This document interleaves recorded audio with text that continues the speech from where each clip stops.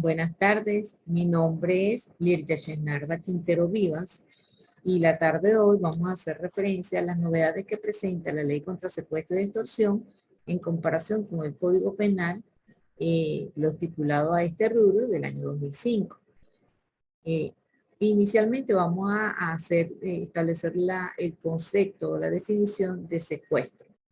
Básicamente trata de quien prive ilegítimamente de su libertad, retenga, oculte, arrebate o traslade a una o más personas por cualquier medio que se puedan valer del sitio distinto al que esta persona se hallaban para obtener de ellas o de terceras personas, llámese dinero, bienes, títulos, documentos o cualquier beneficio, que estos van a acarrear efectos jurídicos o que de alguna manera van a alterar a estos efectos jurídicos condicionados o a cambio de su libertad.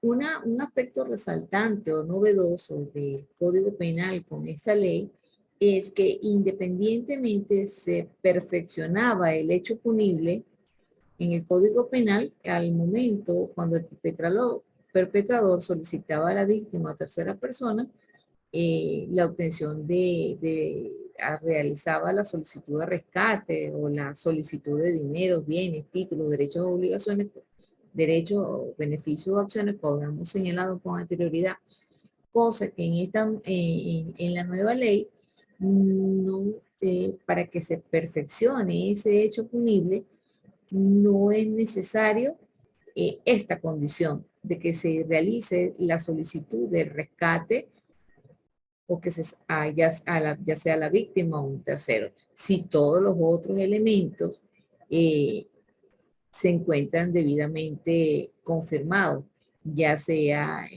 que se prive su libertad, se retenga, se oculte, que se traslade a un sitio diferente al que esta persona en contra de su voluntad, eh, ya por todos esos elementos ya estaríamos haciendo referencia a la conceptualización de un secuestro o al perfeccionamiento de un secuestro.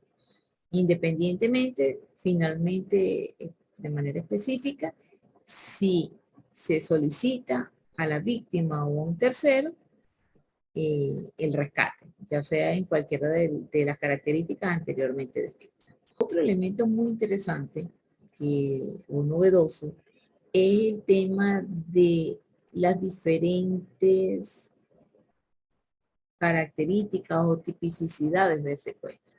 Pudiéramos señalar el secuestro y la extorsión básicamente copila los pocos artículos que se encontraban en el Código Penal de 2005 y de esta manera ellos lo desarrollaron aún más y fueron más específicos en muchos conceptos legales, en muchos articulados legales e incorporaron nuevos elementos que la anterior ley tenía suficientes omisiones o simple y llanamente fueron más específicos, por denominarlo en realidad más específicos. Ok, dándole continuidad, otro de los elementos o novedad que se encuentra acá es cuando se encuentran en el artículo 4 de esta ley, hace referencia a la simulación de secuestro. Un elemento novedoso que ya se encontraba determinado tanto en el Código Penal como en la Ley contra la Extorsión y Secuestro, es el tema del secuestro con fines políticos o conmoción o alarma. Cuando hacemos referencia a este articulado, la nueva ley es el 5, como parte de la conspiración una conspiración contra la integridad de la nación, sus instituciones, con la finalidad de intentar, con la finalidad de la publicidad y propaganda ideológica para generar conmoción y alarma.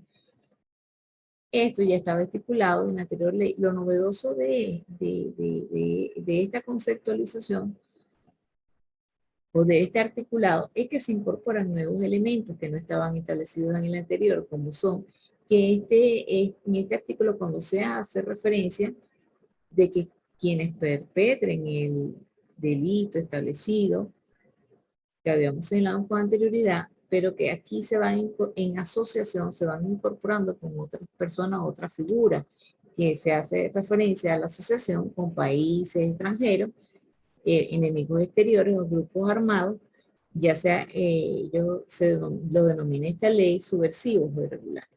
Es un incremento significativo también en función del Código Penal. Otro aspecto, el tema sobre los que son los secuestros breves. El artículo 6 de la nueva ley hace referencia a un lapso no mayor de un día, ya sea que se realice a una sola persona o a varias personas, y para lo mismo, ¿verdad? Para obtener beneficios, ya sea por medio de dinero, títulos, documentos, y en resumen, de que produzcan efectos jurídicos que afecten de cualquier manera sus derechos a cambio de su libertad. En este secuestro breve estaríamos haciendo referencia a la prisión de 15 a 20 años.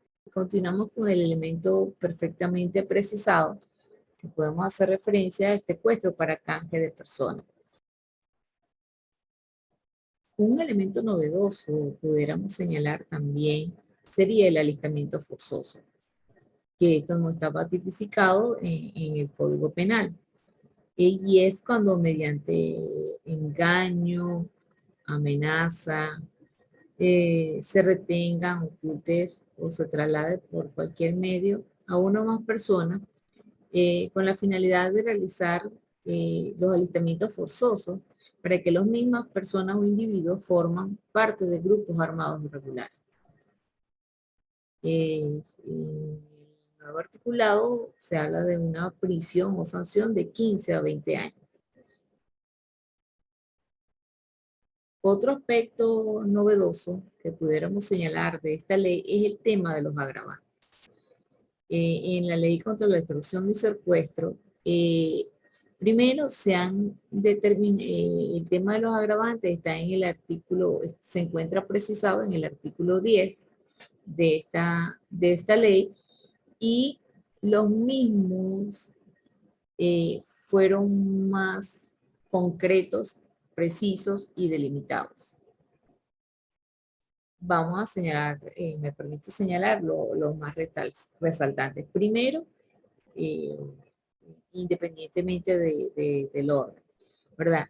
Eh, es un agravante considerado si la víctima fuera un niño, niña, adolescente o una persona de tercera edad, el tema de una mujer embarazada o de personas enfermas que el estar que padezcan enfermedades, que este tipo de situaciones comprometan su salud, su vida. Otro agravante tipificado en esta ley es el hecho de realizar las torturas, de que sean realizadas torturas, ejercidas violencia física, sexuales, psicológicas en contra del secuestrado, independientemente de su género, y de una forma u otra, con estas acciones hayan menoscabado sus derechos humanos. Otro agravante muy interesante es que obviamente como consecuencia del secuestro la víctima fallezca, el lapso en que el mismo dure detenido y que la víctima sea trasladada, hay muchos casos donde han sucedido estos hechos, los secuestradores o perpetradores se los entregan a grupos armados, o sea, que ellos lo trasladan a un tercero. Pues ese secuestrado ya no forma parte de el autor material, no es quien realizó inicialmente el secuestro, sino que ya pasa a un tercero, quien va a ejercer las funciones o las acciones del secuestrador. En este caso, de un grupo delictivo armado o a cambio de un beneficio. Otro aspecto resaltante que básicamente pudiéramos señalar es el tema del autor, el autor material o autoría material. en- o en este caso denominado determinación en la nueva ley. Es importante resaltar que hay un término que se ha desincorporado al momento y es el siguiente, autor intelectual. En el Código Penal del 2005 sí estaba incorporado el tema, el término autor intelectual.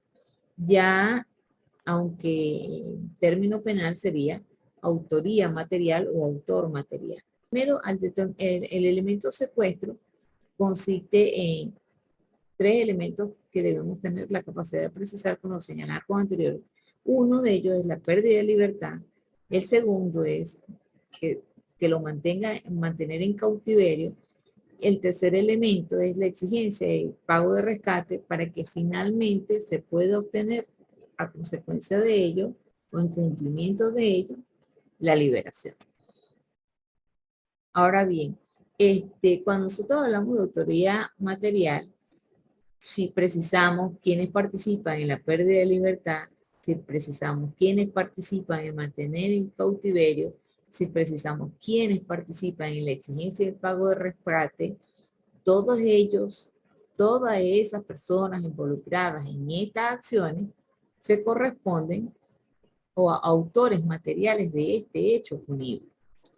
Entonces, en resumen es, quien llame, quien vaya a recoger, a quien llame, quien vaya a recoger el dinero, todas estas personas que participan aquí eh, son consideradas autores materiales, más no son considerados cómplices. Esa es la gran diferencia, una de las grandes diferencias que en función de cómo venía fundamentada esta disposición en el Código Penal. Otro aspecto resaltante es el tema que yo antes relacionado muy bien el tema de la concurrencia, ya que ellos identifican perfectamente eh, el instigador, o delimitan claramente en esta nueva ley, la ley, no nueva ley, la ley contra extorsión y secuestro al instigador, al determinador y también a los cómplices. Ahí ya no hay dudas razonables de quienes pudieran precisarse en cada una de estas especificaciones o características. Damos dos ejemplos: delitos contra las libertades políticas. Si nosotros habíamos señalado con anterioridad, ¿verdad?, que referente a los delitos contra las libertades políticas, se entiende que básicamente son las personas o personas, ya sea de investidura en su carácter natural, en su investidura como funcionarios públicos, que permitan ejercer la función de un derecho. En este caso, de ejercer el sufragio. Pudiera ser la obstrucción por parte de colectivos al restringir el acceso o causar disturbios que impidan el acceso a dar cumplimiento al ejercicio del sufragio. Otro ejemplo pudiera ser que los mismos funcionarios del Plan República nieguen o restrinjan el acceso bajo cualquier tipo de justificativo no procedente para poder ingresar al centro de votación. Básicamente, podemos señalar estos dos ejemplos.